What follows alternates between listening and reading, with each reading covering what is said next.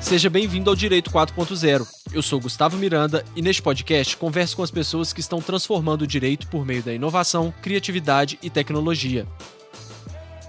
O futebol é, sem dúvidas, o esporte mais popular do Brasil. Ele é parte da nossa cultura e um bom reflexo da nossa sociedade. Talvez por isso existam tantos escândalos, descobertas de fraudes, corrupção e gestão temerária em clubes de futebol no país. Para resgatar a credibilidade dessas organizações que agregam tantos torcedores apaixonados e movimentam parte significativa da economia do país, foi necessário aplicar o compliance no futebol. E o Coritiba Futebol Clube foi o primeiro time da América Latina a implementar o compliance focado no combate à corrupção, na gestão mais ética e nas boas práticas de governança empresarial. Para nos contar sobre todo esse processo de compliance e como ele conseguiu aumentar a fiscalização e obter maior transparência na gestão dos recursos, contratos e patrocinadores do Coritiba, eu convidei o Gustavo Nadalim. Ele é advogado, sócio-diretor na área de Forensic Investigation e Dispute Service na Grant Thornton e membro do comitê do programa Integridade Tricolor do São Paulo Futebol Clube. Também já foi Associate Partner de Forensic Integrity Service na Ernst Young, além de Compliance Officer e diretor jurídico no Coritiba Futebol Clube. Vamos nessa? Gustavo, seja bem-vindo ao Direito 4.0. Vamos começar esse papo nosso já de cara, que eu fiquei curioso para saber como que você chegou até o futebol. Como é que você foi parar no futebol? Maravilha, bate-bola entre Gustavos aqui, né? Olha só, cara, bom, naturalmente começou como eu sendo torcedor daqueles torcedores doentes, torcedor roxo pelo Coritiba, né? Minha infância, juventude toda aí acompanhando jogos, ainda morava perto do estádio, fui daquele que participou desde torcida organizada até ser sócio, daí participar, aí a gente ganhando um pouco mais de idade, né, tendo noção mais da nossa responsabilidade, entrando na faculdade de Direito, eu acabei fazendo parte do Conselho Deliberativo do clube. Então, assim, toda vez que tinha eleição e a época que ainda não havia essa exigência de a votação envolver todos os sócios, as eleições de clubes antigamente ficavam restritas aí aos conselheiros, eu comecei a participar da vida política do clube, né? Então, vira e mexe, a gente ali com, né, uns amigos que assistiam o jogo junto e inventava ali de se tornar oposição à atual diretoria ali de momento, o Coritiba não vivendo uma fase muito boa, naquela época, eu falo naquela época, agora também não está muito bom, está na Série B, mas, enfim, naquela época estava pior, e a gente tinha ali o nosso grupo sempre querendo, quem sabe, um dia ocupar aí a diretoria do clube, e, enfim, foi meio que nesse ritmo, assim, né? Eu na faculdade, depois já me formando, aquela coisa do espírito do advogado, querer procurar encrenca, né, para ver onde ele pode se encaixar, né? Eu brinco que se a gente convive num mundo da mais perfeita harmonia, quase não tem trabalho para o advogado, né? Então eu estava muito naquele ímpeto, me formando, né, já indo para a formatura, recém-formado, coincidiu com uma das eleições do clube ali, eu falei, poxa, vou lá e prestar meu auxílio, minha ajuda para fazer a parte eleitoral, né, da nossa chapa, né? Porque eleição de clube normalmente tem de tudo, né? Tem cédula fraudada, tem eleitor morto que está lá para votar, tem aquela bagunça, né? Então, a atuação do advogado ali é muito importante. Então, fui lá, decorei todo o estatuto do clube, todos os procedimentos e comecei a ajudar aí o nosso grupo na parte jurídica, claro que gratuitamente, né? Advogado novo, recém-formado, imagine, né? Se a gente consegue cobrar alguma coisa pelos primeiros serviços. Então, em 2005, a gente participou de um processo eleitoral lá no Coritiba e, assim, foi uma eleição dentro do conselho e foi, assim, a ferro e fogo. Tanto que a vitória da chapa de situação, que não era a nossa chapa, aconteceu por uma diferença de um voto, tá? Nossa. Só que aquela eleição ali, eu percebi que tinha algumas incongruências, né? Como eu tinha o estatuto dali do clube na cabeça, percebi que o pessoal da diretoria, que ocupava a diretoria naquele momento, votou também. e eles tinham que pedir licença dos seus cargos, né, de diretores para voltarem a ser conselheiros para votar. O fato é que, percebendo aquilo, eu comuniquei à chapa e a gente entrou com um recurso dentro da comissão eleitoral, e a comissão eleitoral colheu o nosso pedido ali e anulou aqueles votos dos 6, ou dos 9, na verdade eram 9 ocupantes da diretoria, e utilizaram um raciocínio até assim lógico, né? Bom, esses 9 votos, claro que eles votaram na própria chapa, né? Então deu uma vitória para a nossa chapa, né? Para a chapa de oposição.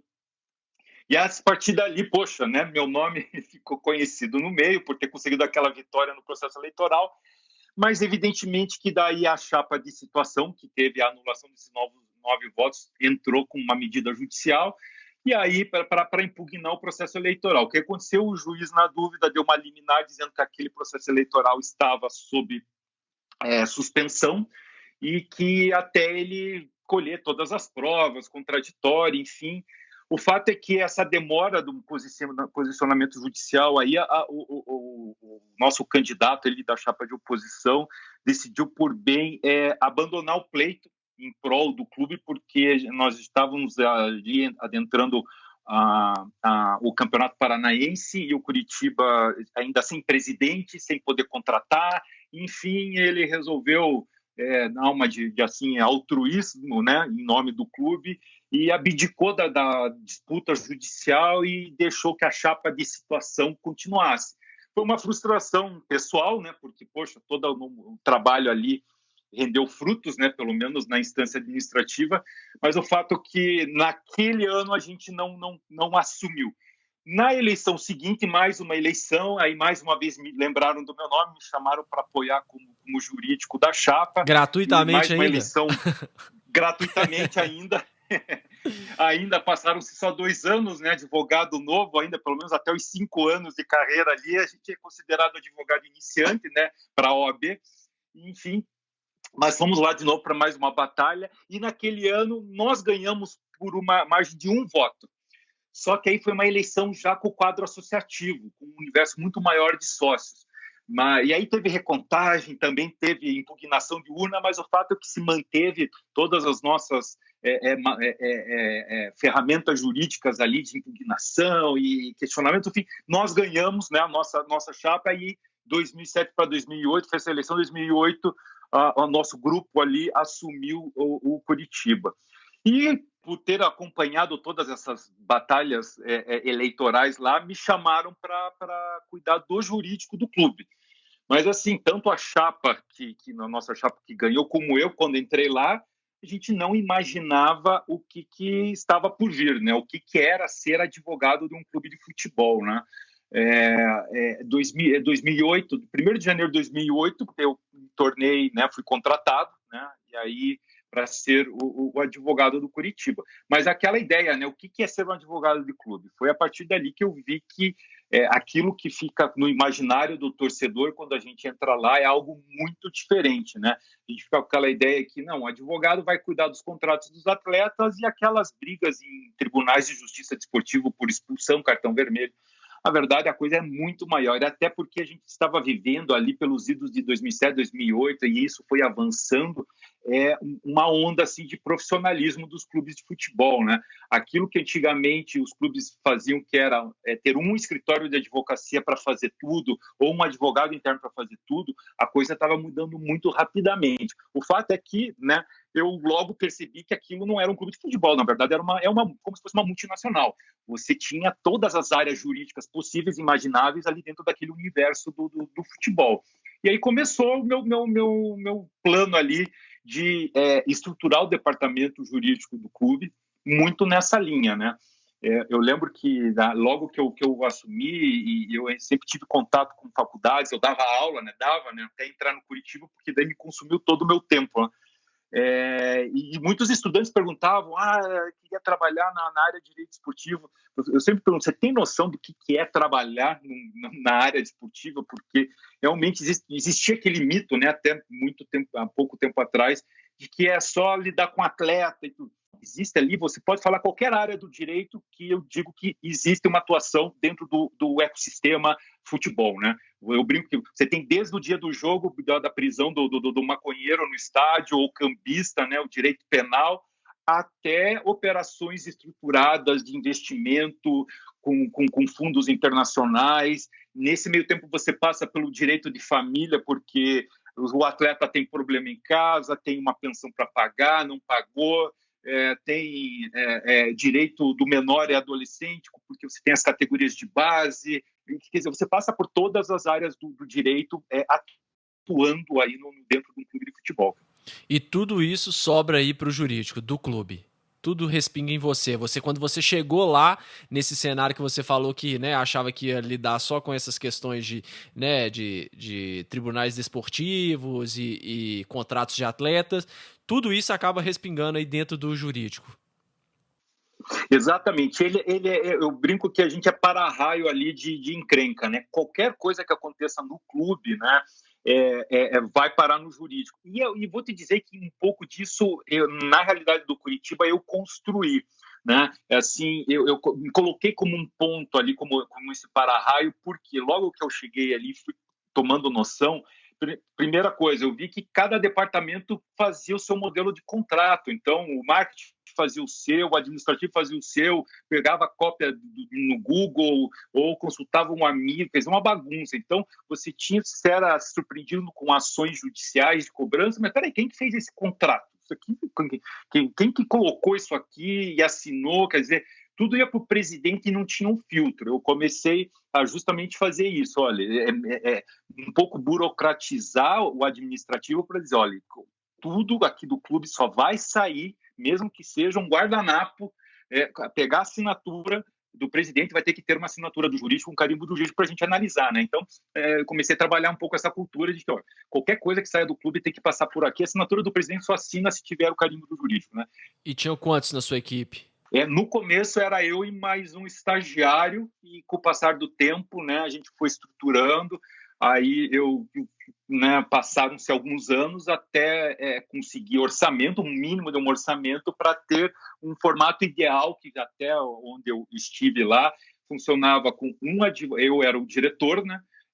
Tinha um advogado que cuidava só dos assuntos do futebol, contratos de atletas, registros e tudo mais, e um advogado para contencioso, né? Então, e aí, eventualmente, um estagiário para cada um, ou às vezes um para atender os dois, mas o ideal sempre foi com esse formato, né? O advogado que atende as demandas do futebol e um advogado que cuida do contencioso. E aí, claro, os escritórios terceirizados, né? Um escritório para contencioso civil, um escritório para o contencioso trabalhista. E, eventualmente, nos socorrimos de um advogado para cuidar das questões internacionais, transferências internacionais, quando necessário, né? Entendi. Parece muito um movimento, é claro que hoje já é muito mais tranquilo de se encarar um clube como uma empresa, né? Mas nessa época ainda era uma novidade, né? Você estava lá tentando reestruturar e tudo mais, mas parece muito um movimento que acontece, que eu vejo nos departamentos, né, jurídicos das empresas. Geralmente é uma pessoa ali, um advogado que começa a pegar todo tipo de assunto, todo tipo de causa, todo tipo de contrato, e aos pouquinhos essa pessoa tem que ir ali estruturando e mostrando para a empresa a importância de se ter um jurídico bem organizado, de todas as áreas comunicarem com o jurídico para evitar problemas futuros, né? Então você pegou bem essa transição como se você estivesse realmente montando um jurídico interno de uma empresa, né? Exatamente, eu costumo dizer que eu peguei algo do zero, né? Para não dizer que foi do zero, eu lembro que a antiga diretoria disponibilizou, como não existia um arquivo central no clube, o antigo presidente era dono de um grande escritório aqui em Curitiba. Eles me disponibilizaram ali a pauta de agendas de janeiro, assim, das audiências que teriam. E se eu quisesse tirar cópia dos contratos, era para eu ir até o escritório lá e tirar cópia. Eu falei, poxa, mas o arquivo não é do clube? Não, isso aqui é do escritório. Então, no primeiro ano, eu garimpei todos os processos para montar o arquivo do passivo, né, das ações judiciais, para, no segundo momento, trabalhar com a questão contratual e transformar. O objetivo meu sempre foi o jurídico como preventivo, né? Consultivo e preventivo. Não quero, o ideal era o quê? Zerar ações e trabalhar só preventivamente. Claro, isso é o mundo ideal, né? Impossível, mas colocar essa mentalidade que o jurídico é mitigador de risco, consultivo e mitigador de riscos. E tanto que, com o passar ali do tempo, eu fui brigando por um assento do jurídico no board, né, para a tomada de decisão. Que a gente sabe, existe aquela mentalidade que o advogado é o cara que diz não sempre, né? É a trava, né, da empresa. Eu escutei sempre, né? Não, Ju, se eu consultar meu advogado, eu não tomo decisão, não faço nada na minha vida. Um pouco é culpa também dos advogados. E isso, claro, voltando lá para os idos de 2000, 2008. Hoje eu vejo muito como, né, acho que todo mundo já entendeu, inclusive a advocacia, né? O jurídico interno, ele tem que participar da gestão, ele também tem que ter ali, é claro, o seu apetite de risco regulado com o apetite de risco da instituição. Mas aí tem que conversar para decidir qual é o apetite de risco, né? Vamos ver. E não é algo definitivo, né? Isso é muito sazonal, isso tudo é de momento, né?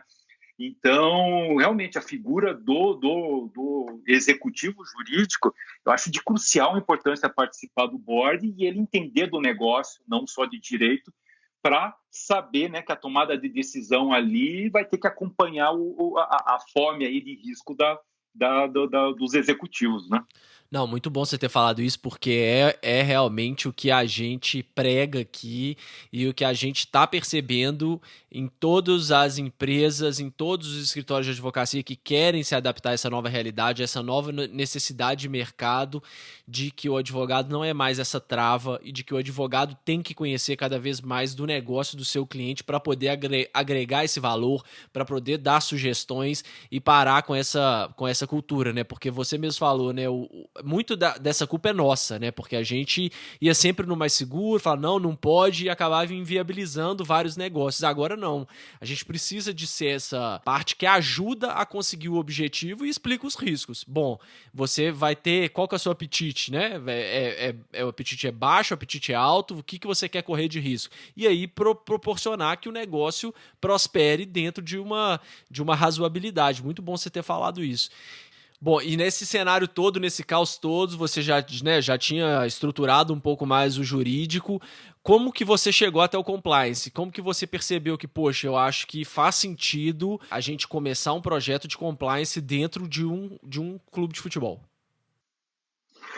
Então, isso bem interessante a tua pergunta, porque agora, voltando no tempo, eu percebo que eu notei o compliance logo nas minhas primeiras semanas ali no clube, mas não sabia que era compliance. Né? 2008, né? Quando logo na primeira semana me veio a solicitação para fazer um contrato de um atleta, né?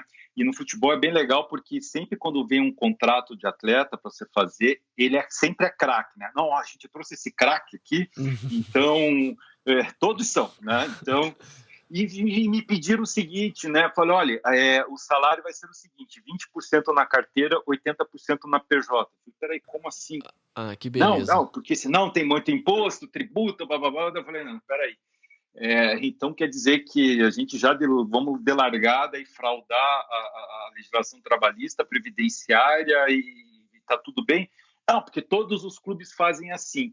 E eu já estava pesquisando, né, a respeito aí de questões do passivo do Curitiba e logo vi que era o passivo comum de todos os clubes de futebol, que naquela época o grande terror dos clubes era justamente isso, né? Essa prática aí de jogar na PJ e ir lá e o reclamante pedir a incorporação, né, na demanda trabalhista. E eu fui, né, para a diretoria, escuta, olha lá, o diretor de futebol está pedindo isso não pode e tal, blá, blá, blá, blá, mas é aquele consenso, mas o futebol todo mundo faz assim. E aí veio o meu primeiro dilema, né? Eu sou advogado do clube, eu sou advogado da diretoria. Porque se eu fizer o que a diretoria está pedindo, eu vou lesar o clube. E eu vou estar chancelando um ato que vai gerar um passivo para o clube. Agora, se eu não atender a diretoria, eles vão me mandar embora, né? O que eu vou fazer aqui, né?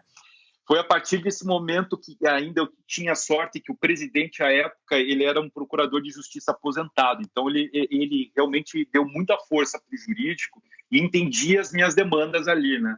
E o que eu comecei a fazer? Eu comecei a fazer pareceres orientativos, né? Olha, se fizer isso vai dar um problema, mas a decisão é do executivo, quer dizer, eu estou aqui colocando os riscos, mas a decisão eu não vou dizer não, eu vou orientar.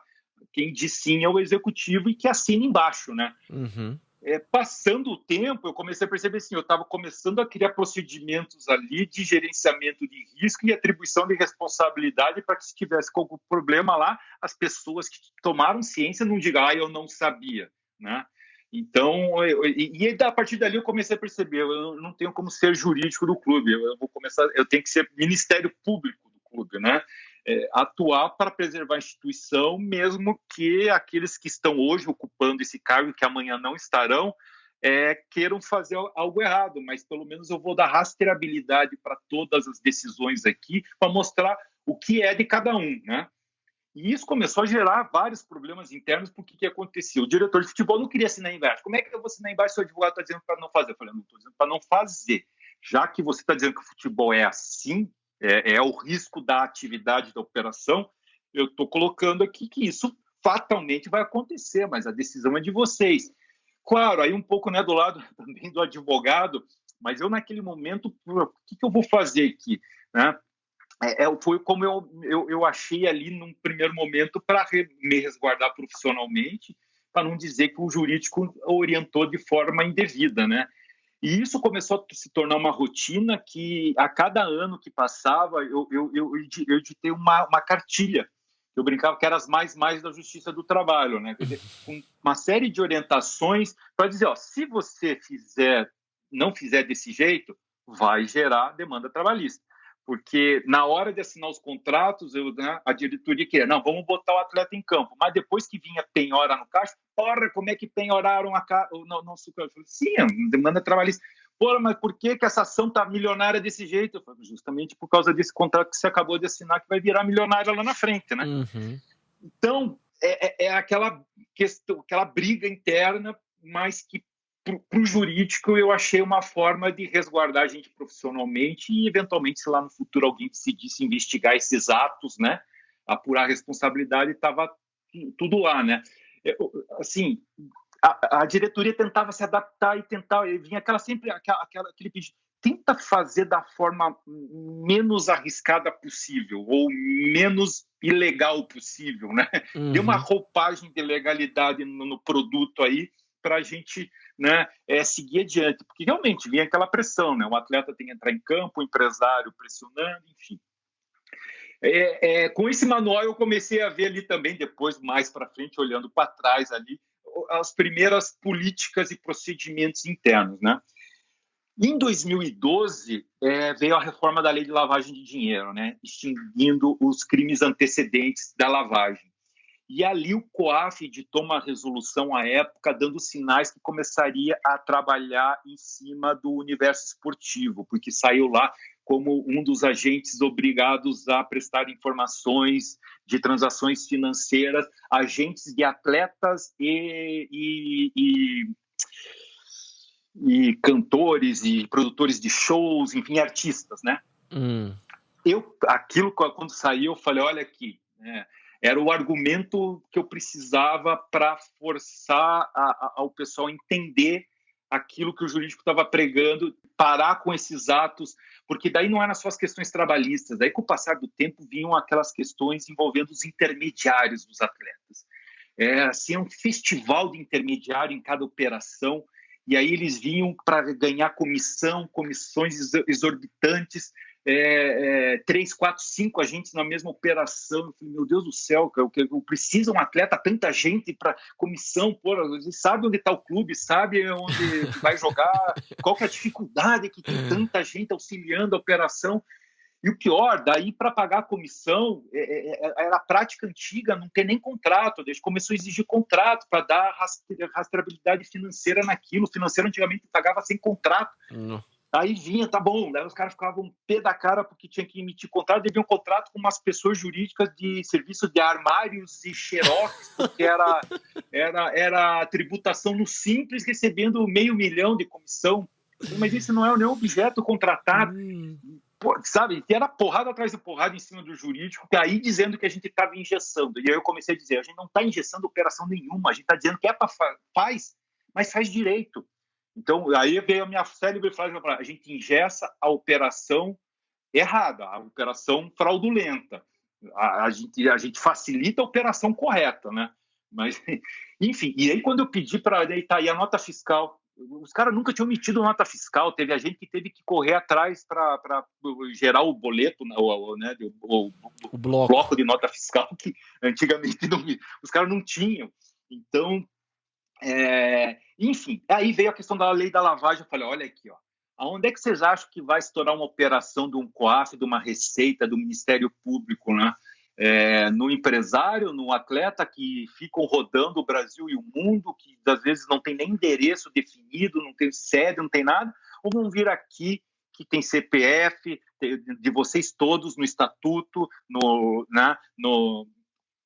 aí no documento registrado na junta, tem endereço conhecido, tem fonte de receita conhecida. Claro que vai começar por aqui. E aí vai ser a pessoa física de vocês, responsabilidade penal aqui não vai cair no Curitiba, não, eles vão atrás de vocês. Eu comecei a amedrontar utilizando o direito penal, que normalmente é a última racha. Para mim, ele era reforço de argumento ali para botar medo no pessoal, para ver que, olha, nós estamos correndo risco e tal. Uhum. No fim, o que eu estava tentando? Criar controles internos, né? Criar controles internos. E aí, por causa da reforma da lei da lavagem, eu fui pesquisar e tudo e comecei a ver o movimento do compliance, que estava vindo lá de fora para cá, mas muito por causa do mercado financeiro, né? Eu falei, poxa, legal isso, né? Pô, quem sabe seria uma forma de eu colocar aqui, criar mais um departamento que só a análise jurídica não está funcionando. Eu preciso abraçar mais as outras áreas, porque eu preciso dar força para o financeiro dizer não, eu preciso dar força para o contador, para o auditor também dizer não, porque todo mundo dizia sim, era o jurídico que estava ali tentando segurar as más práticas, né? Uhum. E aí eu comecei a dizer, olha, a gente precisa colocar instrumentos de compliance aqui, porque se estourar alguma coisa aqui, a gente precisa estar tudo em ordem para prestar as informações, enfim, tal.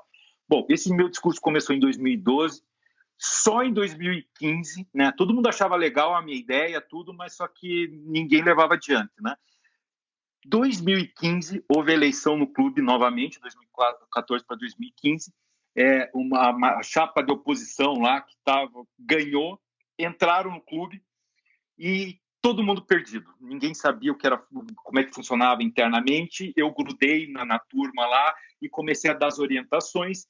E em um dado momento chegou para mim um contrato de uma Big Four lá para fazer auditoria do clube.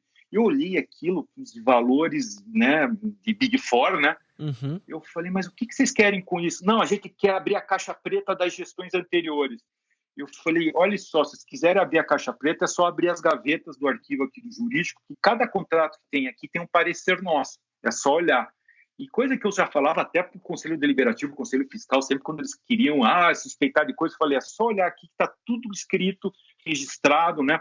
Trabalho desde 2009, colocando todas as negociações ali no papel, porque o pessoal do futebol é tudo por telefone, então tá bom, fala tudo por telefone, eu mandava o e-mail, só me dá um ok aqui que tudo isso que você falou para mim tá certo, né?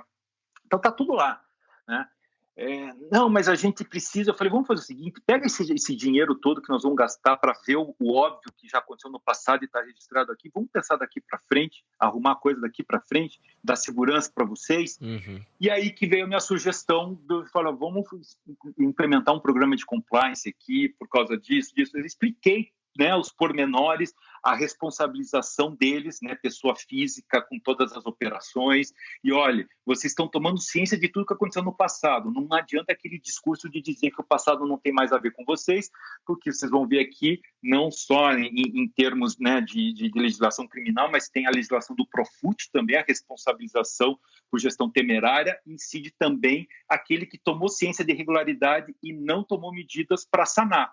Então, vocês estão tomando ciência, eu estou mostrando para vocês, então a partir de agora, para sanar, vamos abraçar um programa de compliance aqui, para todo mundo ficar tranquilo. É a tranquilidade de vocês aqui, se vocês querem trabalhar de uma forma correta, não tem por que temer, né? Uhum. Bom, esse momento eles estavam entrando, eles deram ok, pronto. Para mim foi o que basta. O famoso tone at the top, que falam do primeiro pilar do compliance, para mim isso é o que basta.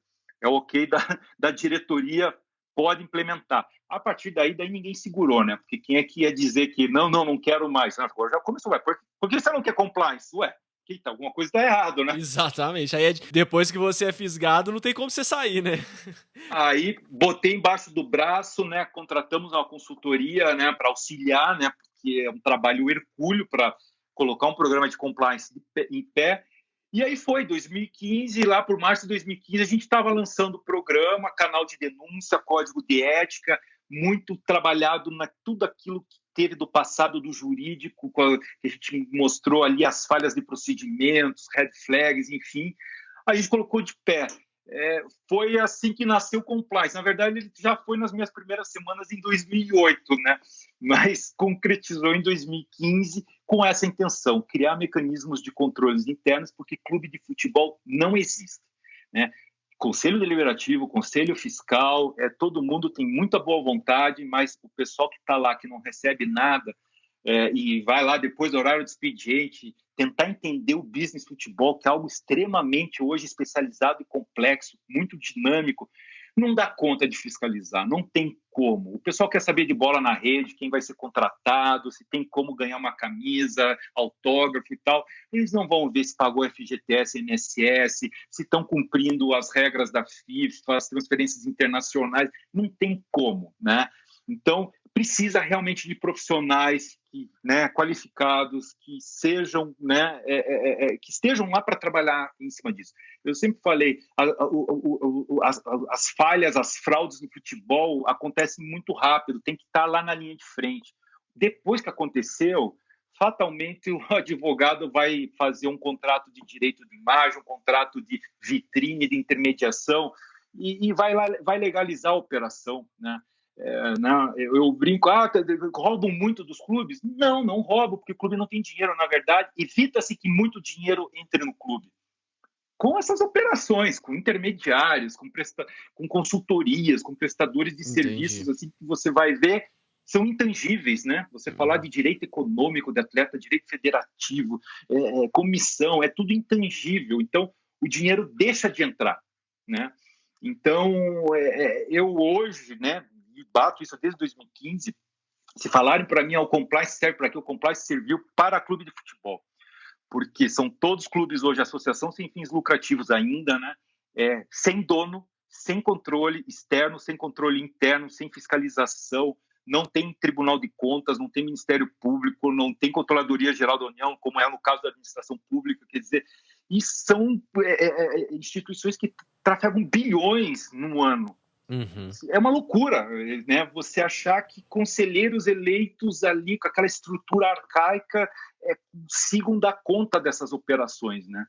Então, realmente, quanto mais controles, mais vai poder corrigir a rota. E agora a gente está falando só de questões financeiras, mas tem um universo muito maior que é ética e integridade, né?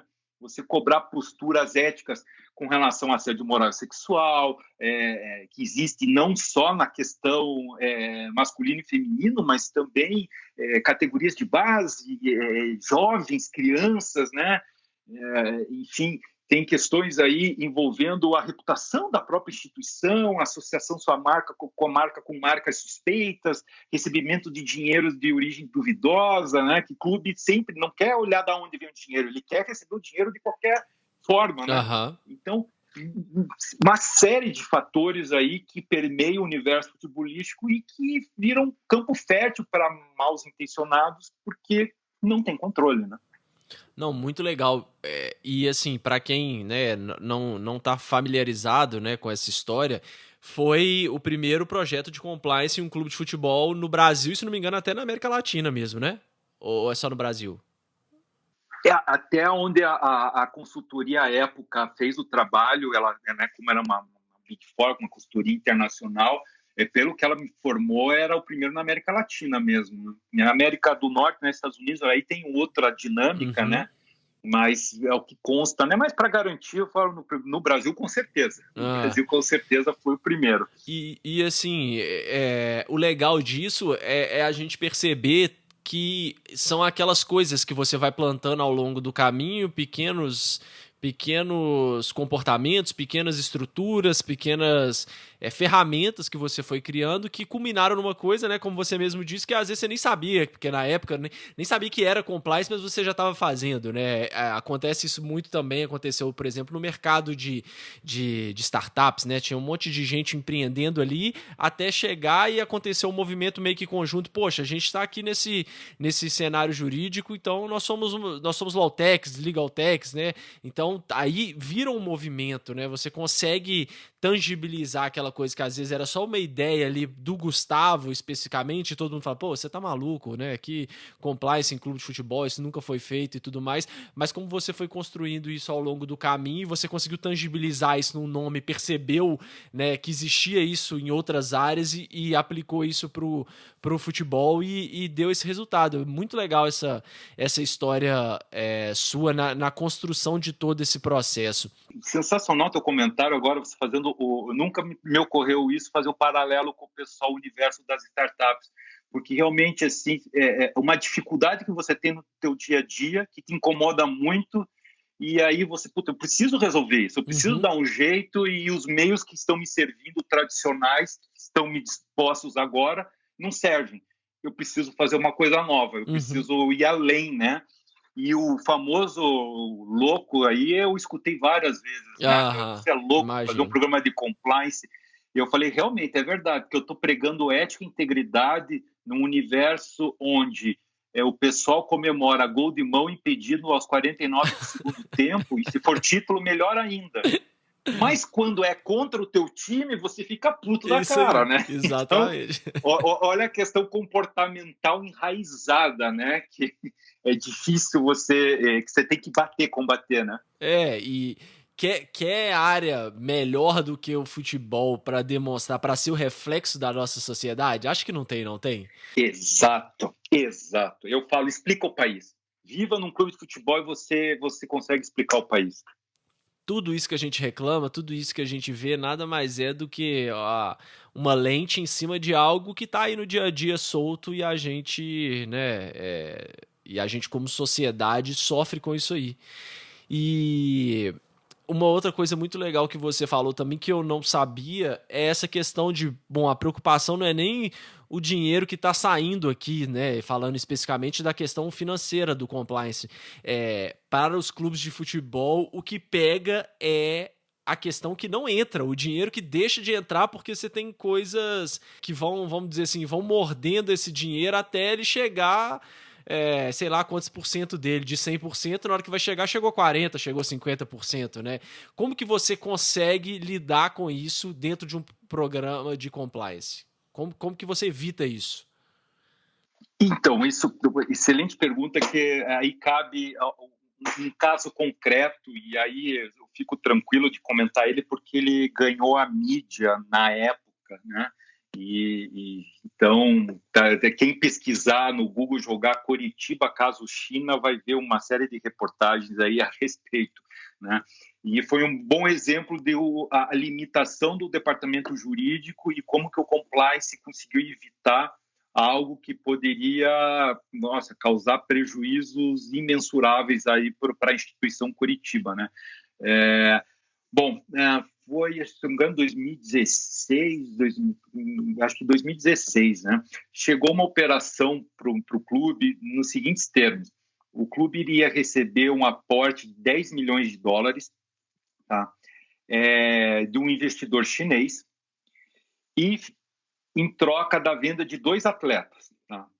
Só que eu vou tentar resumir, né? Porque ela é cheia de pormenores, mas é uma coisa assim surreal, né? 10 milhões entrariam no clube, porque a informação nunca vem completa, né? Você vai catando as informações com o passar do tempo com as pessoas, né? Então entraria 10 milhões de dólares, só que o Curitiba ficaria só com 2 milhões de dólares. 8 milhões ficariam com os investidores intermediários da operação. Era um dinheiro vindo da China. O que já é super estranho, né? Exatamente. O dinheiro viria da China e a gente teria que vender 2 atletas. Você tem uma noção, para o jurídico chegou assim, conseguimos 2 milhões de dólares para aportar. Mas como assim? Daí quando você vai começar a correr atrás, ele falou, não, daí você vê a operação, não, na verdade vem 10, sai 8, fica 2. Tá louco? Como é que a gente vai justificar essa saída desses 8 milhões? Assim, não, mas é que aí vai vender o atleta. Sim, mas a gente vendeu por 10 e fica com 2, o que aconteceu? Não, mas aí tem os intermediários, mas vai ser tudo documentado. Maravilha, começa a passar os dados, então, para a gente ver como é que vai justificar isso. Vai passando o tempo, você vai catando informação, daí descobrimos que os 2 atletas o Curitiba não tinha. Na verdade, eles viriam de um outro clube, ficariam no Curitiba e seriam vendidos. Peraí, como assim? Isso aí é clube ponte. A gente não pode vender algo que a gente não tem ou esquentar, legalizar 2 atletas e depois vender. A FIFA exige que no mínimo 3 meses o atleta tem que ficar aqui. Aí começam os solucionadores de problema. Não, então vamos fazer o seguinte, a gente registra e vende 3 meses depois. Tá, mas não pode só 3 meses, eles têm que atuar, têm que provar que eles atuaram para não gerar dúvida nenhuma. Não, tem problema, então a gente bota eles para jogar um pouco e tal. Porra, peraí, o Curitiba lutando para não cair naquele ano de novo, mas, né, tava lá, né? E salário atrasado, né? Reta final de campeonato, aí o que acontece? Aquela velha história, se a gente lembrar dos estudos da criminologia, o triângulo da fraude do Cress, né? As pessoas tendem a ter fraude sobre 3 pontos principais, né? Pressão, que é o principal, né? Motivação e a inflexão, a racionalização, né? Então, futebol é pressão direto. Eu preciso do dinheiro, e aí justifica porque se não pagar, a gente vai cair. Então, tem que pegar o dinheiro. Bom, quando chegam os ditos 2 atletas, sem brincadeira, Gustavo, nós 2 estamos super em forma perto dos 2 figuras que chegaram lá. E quem entrar e jogar no Google, você vai ver a foto dos caras. Não tinha a menor condição, não tinha nem cara de atleta. Bom, resumindo, bem assim, porque essa história merece uma novela dos detalhes e as viradas de história. Cara, a verdade, essa turma estava rondando o futebol brasileiro e o que acontecia? O governo chinês, naquele momento, estava incentivando pra caramba o futebol e era dinheiro do governo mesmo. E significava o quê? Se você trouxesse atletas que estavam jogando a primeira divisão, era X. Se trouxesse da segunda, era metade de X. Se fosse terceira divisão, um terço de X. Quer dizer, né? Ou seja, a qualificação do jogador. Entendi. E um grupo aí viu como uma oportunidade, com ponte, com não sei quem que morava na China, não tá? Vamos lá, vamos pegar aqui esses 2. Eles estavam pegando esses 2 atletas e tentaram registrar num clube da Série C, não deu certo, da Série B não aceitaram, e aí acharam a linda ideia, com alguns contatos dentro do clube, de tentar fazer isso no Curitiba para conseguir o valor cheio, né? Nossa. Mas os caras, os dois não eram ex-atletas praticamente. E o que acontecia? Queriam fazer operação. A diretoria desesperada, o coitado do presidente ali também sofrendo. O que ele dizia? Tentem fazer da forma correta. O jurídico dizendo, olha, a forma correta é que esses caras têm que jogar, não pode ter que evitar uma sanção da FIFA. Mas o jurídico ficava restrito ao aspecto jurídico, né? Evidentemente, o pessoal interno do clube começou a abastecer o canal de relato nosso com essas informações, indignado, porque o financeiro dizendo assim, pô, como é que vamos justificar? O contador, como é que vamos justificar? Mas aquela coisa, papel aceita tudo, a pressão das pessoas que estavam por trás dessa operação, e tinham pessoas de dentro do clube querendo essa operação a todo custo, chefes, né? Pressionando, dá um jeito, aí entra o compliance, o que daí eu né, acumulei jurídico e compliance, né, eu tinha que separar o meu trabalho como jurídico, nessa eu botava os advogados para dar o parecer e eu entrava como compliance para me distanciar. Fui atrás, mínimas do diligence, comecei a descobrir que os personagens não eram investidores, não eram empresários, não tinham firma podendo operar, não tinha agente FIFA nessa história, né, registrado na FIFA. E aí comecei o trabalho de campo, que era entrevistar as pessoas envolvidas na operação, as pessoas internamente no clube, para delimitar a responsabilidade de cada um para entregar para a diretoria. Olha, os riscos jurídicos já estão apontados, os riscos financeiros e contábeis também estão apontados, agora a questão é quem é o responsável pela operação, que se acontecer alguma coisa vai ter que responder, né? Uhum. Aí começou um jogo de empurra interno. Não, foi ele que pediu. Não, foi o fulano. Foi esse clã, sabe? Ficou empurra. Chegou o momento que eu cheguei para a diretoria. Tá aqui, ó. Muito fatalmente aí, quem não quer assumir, vai assumir quem vai estourar aqui no presidente, né? Quer dizer, o compliance tem esse poder de constranger as pessoas também, né? Quando fica tudo às claras, assim. É evidente que tinha coisa estranha na história, o presidente não se sentiu confortável e abortou a operação. Claro que abortada a operação, eu escutei desses dois sujeitos aí que, né, que estavam por trás, dizendo que a culpa, de se a gente cair e não pagar salário, a culpa era do compliance, né? Graças a Deus, aquele ano a gente não caiu, né? A gente foi no ano seguinte a gente caiu, mas naquele ano a gente não caiu. Mas ali, e aí vem a questão do compliance, difícil você mensurar financeiramente, dá para fazer uma estimativa, mas ali eu brinco, a gente estava infringindo tudo que era possível e imaginável, né? A legislação brasileira, contábil, e fatalmente entrar na lei de lavagem, FCPA, né? A lei anticorrupção norte-americana, porque a transação era em dólar, né? E a gente estava dando um calote no governo chinês, né? Enganando o governo chinês, dizendo que aqueles atletas eram da Série A e nunca foram, né? Enfim, o constrangimento ali conseguiu barrar essa operação. Mas isso que aconteceu no Curitiba, eu sempre costumo dizer, isso é a realidade em todos os clubes. Só muda o endereço e o tamanho da torcida, mas é muito normal esse tipo de operação. E quem está à frente do clube, que, como eu falei, não está ganhando nada para estar lá, na maioria das vezes são pessoas realmente bem intencionadas e torcedoras. Mas, peraí, 2 milhões de dólares salvam a minha vida no final do ano. Uhum. E ano que vem ele não está mais lá. Agora, essas pessoas fariam a mesma coisa se fosse empresa delas, com certeza a coisa mudaria ali no aspecto decisório. Mas eu digo, futebol é um lugar que tem poder, né? Porque dirigente de clube aparece mais que prefeito e governador no jornal, né? Na televisão. Tem dinheiro pra caramba, tem vaidade e tem os 90 minutos, né? Os 90 minutos transformam as pessoas de um jeito. Aquele executivo super experiente, calmo, tranquilo, quando o time perde, você vê ele tomar decisões que ele nunca tomaria na vida dele, porque é tomado por aquela emoção ali e faz as loucuras. Aí que entra o compliance. É aí que tem que ter um departamento que filtre tudo isso e ajude no processo de tomada de decisão. Então, lá no início, quando eu falei que o jurídico tem que ser sempre jogado ao borde, hoje eu digo, o compliance tem que estar do lado do CEO também.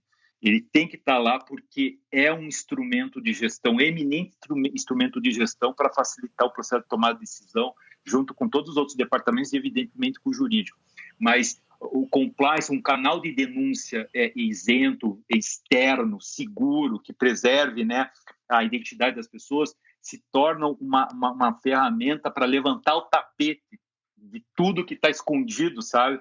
Eu sempre falo no Curitiba, estamos dando voz ativa para o mais singelo funcionário lá que está na linha de frente, um porteiro, uma pessoa que trabalha na limpeza do estádio, que enxerga as coisas e antes não podia falar para o seu chefe imediato, temendo ter represálias. Quer dizer, ela passa e vai jogar direto no compliance e isso fica mais fácil de chegar para a alta cúpula, né? Para enxergar coisa que normalmente a alta administração nunca enxerga. Não, 2 pontos muito bons que você citou. Primeiro é essa condição que o compliance tem de tirar a pessoalidade, né? Que aí não vira, você não leva para o lado. Claro que às vezes acaba respingando, né? Principalmente quando você está encabeçando o projeto de compliance, mas essa questão de afastar você da legalidade e e estar de acordo com o programa é muito bom, porque aí você fala, bom, a culpa não é minha, eu estou simplesmente seguindo um programa de compliance, eu tenho questões que eu tenho que seguir, eu tenho ferramentas, eu tenho coisas para prestar contas, né? Então você tira essa pessoalidade, já te dá uma tranquilidade de levar determinados assuntos e de combater determinadas questões que antes ficaria uma coisa muito pessoal, né? Porque você pega determinadas situações que são esdrúxulas, como essa aí que você falou dos atletas, entre aspas, chineses aí, porque se você vai julgar limpo com a pessoa, você fala, você tá brincando comigo, né? Que você acha que eu sou trouxa, que eu sei o que tá acontecendo, né? Mas eu não posso validar, não posso entrar nessa questão pessoal. Eu tenho que falar, bom, de acordo com o nosso programa, eu preciso entender de onde vêm esses atletas, como que vai ser feito o pagamento, quem que vai intermediar, não porque eu quero, é simplesmente porque eu preciso dar o respaldo jurídico para tudo isso que tá acontecendo. Então, esse é muito bom. E a segunda coisa é o canal de comunicação comunicação, né? Esse canal de denúncias que você falou, que é muito importante também quando ele é efetivo e dá para todas as pessoas ali envolvidas, direto ou indiretamente, você deu exemplo do faxineiro, enfim, qualquer pessoa que está ali vendo alguma coisa irregular, suspeita, ele pode denunciar. Eu vi até uma reportagem da Gazeta do Povo de 2017, mais ou menos aí dessa época que você está falando, e aí quero até que você comente se tem algum caso específico que você lembra disso, mas ela fala assim, entre aspas, né, Lava Jato do Coritiba faz 1 ano com 120 denúncias e prevenção de perda de 50 milhões de reais. Tem o lado bom e o lado ruim, né? Na época, associar Lava Jato era 100% bom, né? Mas para quem está na linha de frente é complicado, né? Isso foi muito porque no lançamento do programa, meu amigo, poxa, de longa data, a gente surfava junto antigamente, no cursinho, na época, 2º grau, faculdade, o Deltan Dallagnol, e eu convidei ele para o lançamento do programa. Precisava de um padrinho forte, né? E no lançamento do programa que a gente fez, tudo, foi inclusive representante, acho, do Ministério dos Esportes e tal. E, então ele fez o lançamento, né? Então a Gazeta acho que associou isso, né? Muito no bom. primeiro ano e chamou de Lava Jato. Mas tem muitos exemplos, e isso foi a mensuração, foi a minha primeira apresentação lá para o conselho de 1 ano do programa, dando um pouco aí o histórico, né, dos resultados do programa, e a gente pôde mensurar. Porque são números que assustam, né? Assim, 120 denúncias em 1 ano e 50 milhões de reais é muita coisa, né?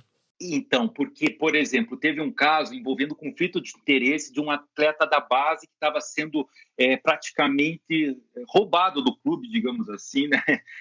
Forçado a sair da categoria de base para ir para um outro clube.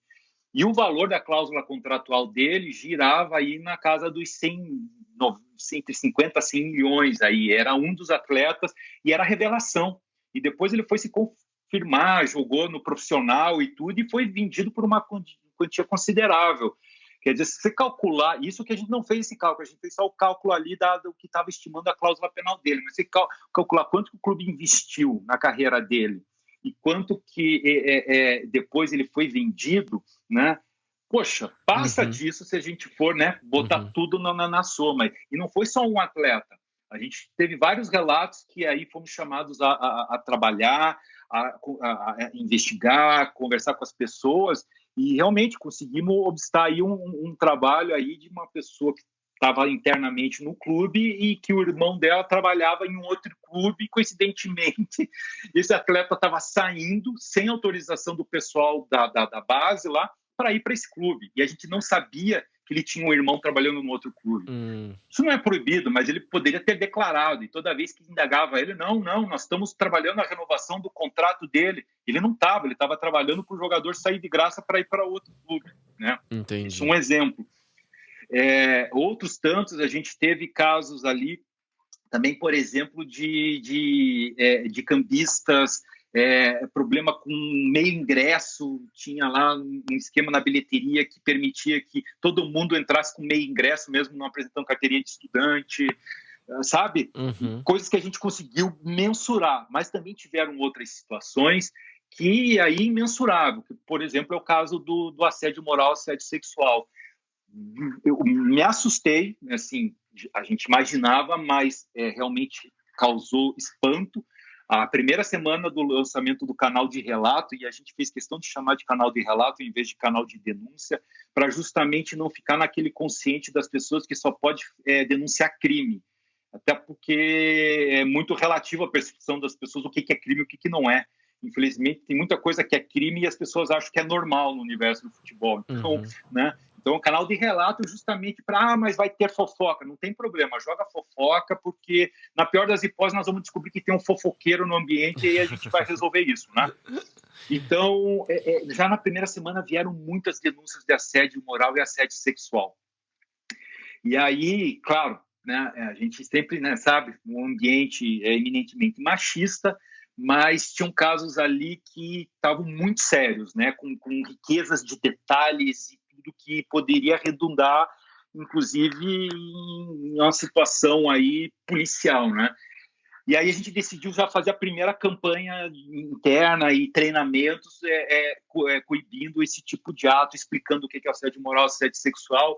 E a gente decidiu espalhar por todo o clube cartazes, né, com uma figura de uma mulher vestida de árbitro de futebol empunhando um cartão vermelho, né? Cartão vermelho contra o assédio moral, assédio sexual. E distribuímos totens para todas as nossas colaboradoras no ambiente de trabalho e também um cartão vermelho para elas. Qual era o objetivo? Que a gente sabia, né? A gente escutava nos treinamentos, nas conversas com elas, que era o quê? Elas não podiam fazer nada porque o assediador sempre falava, mas é brincadeirinha, um elogio, não fique brava. Aquela velha desculpa esfarrapada, né? Falei, vamos fazer o seguinte, mais uma vez a arma do constrangimento. Então, agora, se ele brincar, você também brinca. Levanta o cartão vermelho para ele, para você. Daí você também diz, brincadeirinha. Não é, mas você está brincando, eu estou devolvendo a brincadeira com cartão vermelho. Mas, no mínimo, constrange a pessoa. A minha intenção era distribuir junto também um apito para elas, né? Para apitar e dar o vermelho. Mas eu fiquei preocupado com o ambiente sonoro do clube, né? O ambiente de trabalho, né? Ia dar um apitaço ali. Mas o legal é que, pelo canal, a gente pôde ver depois que diminuiu sensivelmente os casos, principalmente de assédio sexual, com uma coisa muito simples. Isso foi logo o lançamento do canal, 2015, 2016. E você vê agora hoje o debate tão acirrado, né? Como a coisa ainda está enraizada ainda, né? Hoje você está vendo, né? Bom, basta ver na Casa Brasileira do Futebol, né? Com a CBF, hoje o que está acontecendo, né? Então, você vê o poder de uma coisa simples, né, que foi trabalhada ali internamente e, poxa, no clube ali diminuiu um monte. Quer dizer que realmente funciona, não tem contraindicação, né? E isso você não mensura, né? Você imaginou uma denúncia, né? Olha o que está acontecendo hoje na CBF, transporta para a imagem de um clube, para patrocinador, para investidor, até para as pessoas trabalharem, né?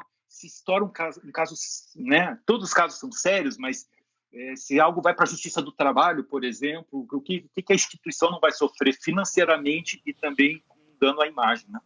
Não, com certeza. E o que você, se tivesse que dar assim, uma dica, porque às vezes a gente vê que muitos desses projetos não vão para frente, porque apesar da boa vontade, do empenho das pessoas, eles acabam ficando no papel, né? Assim, não consegue vir uma coisa ali meio que, igual a gente vê muitas empresas, tem lá a missão. A missão da empresa é aquilo ali, mas na prática, né, as pessoas fazem de forma diferente ou não fazem o que deveriam fazer. O que você daria de dica aí para quem está interessado em implementar um programa de compliance para que ele não seja só um projeto no papel e realmente saia do papel e consiga atingir a todos os envolvidos? A gente sempre diz no universo do compliance que o compliance ou é na dor ou é no amor, né? E quase sempre é na dor, né? Então, quem ainda não está com a dor, comece desde já, né? Não espera estourar uma crise. A gente viu aqui no país, né? Basta ver a Lava Jato, que a maioria dos compliance vieram na dor, né? Da pior forma possível. E na dor internacional, né? Porque não foi só os órgãos brasileiros, mas principalmente o Departamento de Justiça norte-americano e a SEC, né, cobrando das empresas multinacionais uma adesão aí às políticas de compliance, né. No universo do futebol, eu digo assim, o profissional, quem quer, né, trabalhar um projeto desse, você tem que entender que não existe uma ferramenta mágica, né? Sempre toda ferramenta tem uma pessoa por trás. Então vai muito do teu propósito, do teu espírito como profissional para abraçar a causa e levar adiante, porque o compliance nunca acaba. Instalei compliance. Não, você não instalou compliance. Compliance é todo dia. Preenchi os 7 pilares do programa, agora está tudo bonito. Não está. Aliás, essa coisa de pilar, isso aí também é um pouco para vender ou colocar num PowerPoint para as pessoas entenderem. Na verdade, compliance é todo dia. Se você quiser trabalhar, você nunca vai ter a situação ideal. Você tem um código de condutas, você coloca um canal ali independente, externo, para dar credibilidade, e é todo dia, é treinamento, é conscientização, é educação. Eu falo, é uma ciência comportamental. o compliance não é checklist, by the book, é todo dia lidando com pessoas, lidando com conflito e trabalhando. Aí sim você vai né, trabalhando os procedimentos. Legal se você já desenha os procedimentos e vai pregar os procedimentos para as pessoas, mas entenda que numa nova situação, uma situação de crise, aqueles teus procedimentos não servem mais. Eu lembro sempre de uma frase atribuída ao Mike Tyson, que entrevistaram ele falando, o teu oponente disse que estudou e tem um plano para te derrotar. Ele falou, todo mundo tem um plano até tomar um cruzado no queixo. Acabou teu plano, né? Rasgou teu plano. Essa frase é maravilhosa. Todo mundo tem um plano no futebol até perder, até cair para a Série B, até perder para o teu rival, perder um título, né? O Curitiba caiu para a Série B 2017 para 2018, o primeiro orçamento que cortaram foi o departamento de compliance e perguntaram para mim, o que nós queremos compliance se nós estamos na Série B? Eu falei, agora sim, mais do que nunca, a gente precisa de compliance, porque vocês vão ficar loucos para tentar subir e vão cometer as maiores loucuras para subir, custa o que custar. Tem que ter alguém ali para né, botar panos quentes, filtrar, controlar, porque lembrando do triângulo da fraude, é nesse momento que saem os absurdos e a instituição que paga. Então, profissional que quer implementar o compliance, primeiro, compliance nunca acaba, é exercício diário.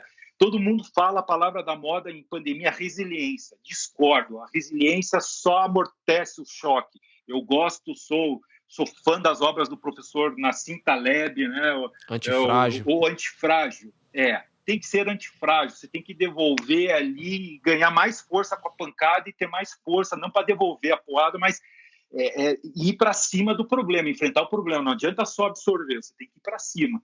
Então, criar mecanismo porque uma hora para outra muda tudo, né? Você está confortável no teu trabalho, de repente vem uma pandemia. Você está confortável no teu clube, de repente cai para a Série B. Então, muda, né? E você tem que trabalhar. Então, realmente, seja antifrágil, profissional do compliance, porque é ali. Você vai lidar com o caos, com incerteza, e treinamento. Olha, de todos para aqueles pilares do programa de compliance canal de denúncia e treinamento. O código de ética vai mudar, as políticas vão mudar, tone at the top, como eu falei lá no início, ok, faça compliance, depois tone from the down. Se cerque das pessoas em volta da base da pirâmide, engajamento de todo mundo para isso subir e conquistar lá em cima, né? Esperar que venha de cima, meu amigo. Sorte se você tiver esse apoio, mas isso é raro. O pessoal está pensando em outras coisas, trabalha com você. Quer dizer, proatividade. Realmente matar um leão por dia. Mas é fascinante. Maravilhoso. Muito bom, Gustavo. Para a gente aí aqui, então, terminando, né, e caminhando para o final do episódio, a gente já falou aí agora, né, de como implementar e como fazer com que ele funcione. O que você tem a dizer sobre o futuro do futebol aí realmente dos clubes como instituição? Você acha que tratá-los como empresa, você tinha falado, né, que um dos grandes problemas é serem entidades sem fins lucrativos e que ninguém consegue atingir muito ali, não tem órgãos que conseguem fazer uma fiscalização adequada. Como que você enxerga esse futuro? Realmente é encará-los como empresa, é fazer essa virada de chave, ou você tem alguma outra visão?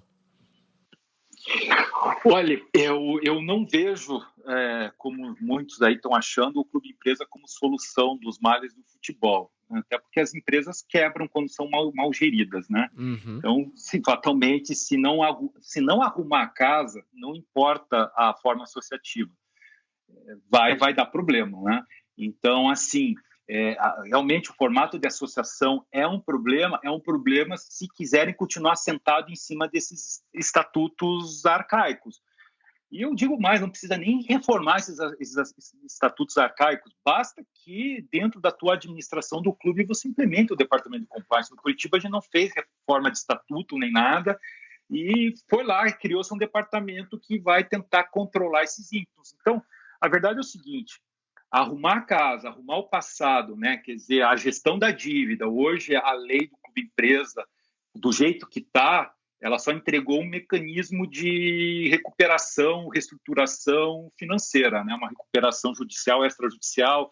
centralização das execuções trabalhistas, enfim, ela está dando mais uma colher de chá, depois da Time Mania, depois do Profut, os refis que tem aí solto por aí, agora ainda tem a lei da SAF, que é uma solução para o passivo e para você ter um fluxo financeiro para tocar a engrenagem, né, para rodar a máquina.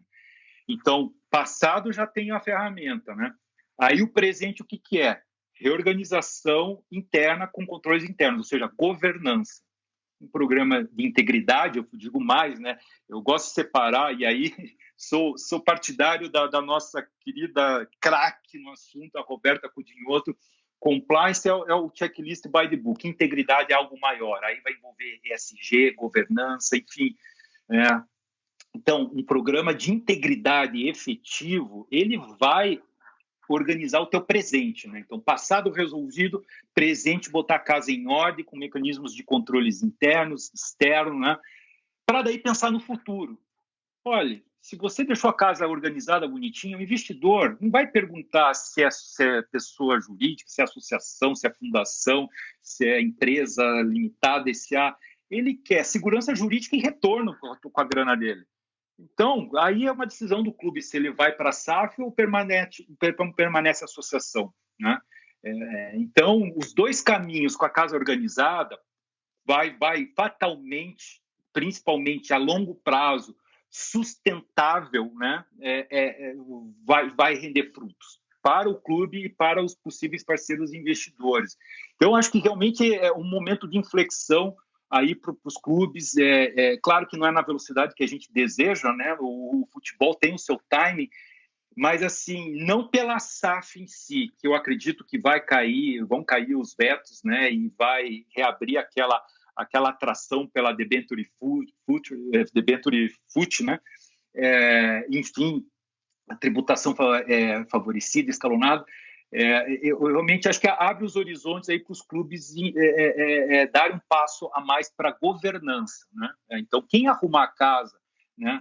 Quem ficar botar isso em mente, arrumar o passado, cuidar do presente, vai ter um mar de oportunidades, porque a gente observa aí que nós estamos no mercado há muito tempo, que tem dinheiro lá fora, tem gente interessada lá fora, mas precisa, né, da segurança jurídica, precisa da confiança aí, da estrutura interna dos clubes para que possa fechar essas parcerias, esses investimentos, enfim, né, para que o nosso futebol caminhe para a modernidade. Uma pena que, né, aí se você perguntar o futebol como um todo, a gente não tem essa questão da união dos clubes, a liga, enfim, era para sair, não sai, talvez não saia, quer dizer, para ir num bolo conjunto, né? Então, isso serve mais ainda como alerta para os clubes, cada um aí correr e fazer logo a lição de casa, porque quem chegar primeiro vai tomar água limpa, né? Maravilha, Gustavo. Então, para a gente finalizar agora, eu vou fazer umas perguntas rápidas. As respostas aí não necessariamente precisam ser rápidas, mas qual que foi a dica mais valiosa que você já recebeu? E pode ser dica profissional ou dica de vida, qualquer coisa que você queira compartilhar aí com a gente. Puxa vida, uma dica mais valiosa que eu recebi? É uma perguntinha básica, assim, para encerrar. Ser leal, cara. Lealdade com os seus princípios, com os seus valores e com as pessoas em volta de você. Isso eu aprendi com o saudoso professor René Ariel Dotti, que sempre falou, seja leal e nunca espere retribuição, né? Que fatalmente você vai se desapontar. Então, se você se fixar, né, ser leal aí com os seus ideais, seus princípios, e leal às pessoas que estão em volta de você, e sem esperar nada em troca, puxa, isso aí é meio caminho andado aí para a tua realização, tanto pessoal como profissional. Boa. E o que significa sucesso para você? Exercitar essa lealdade todo dia. Maravilha. E para quem ficou interessado nesses temas que a gente discutiu aqui, seja sobre compliance, alguma questão ligada ao direito desportivo, tem algum material que você recomendaria? Um livro, um site, alguma coisa? Puxa vida, sabe que isso é algo que ainda está engatinhando, sabe? A questão doutrinária, né? Tem alguns livros, mas a coisa ainda está muito disperso, dizer uma fonte de consulta.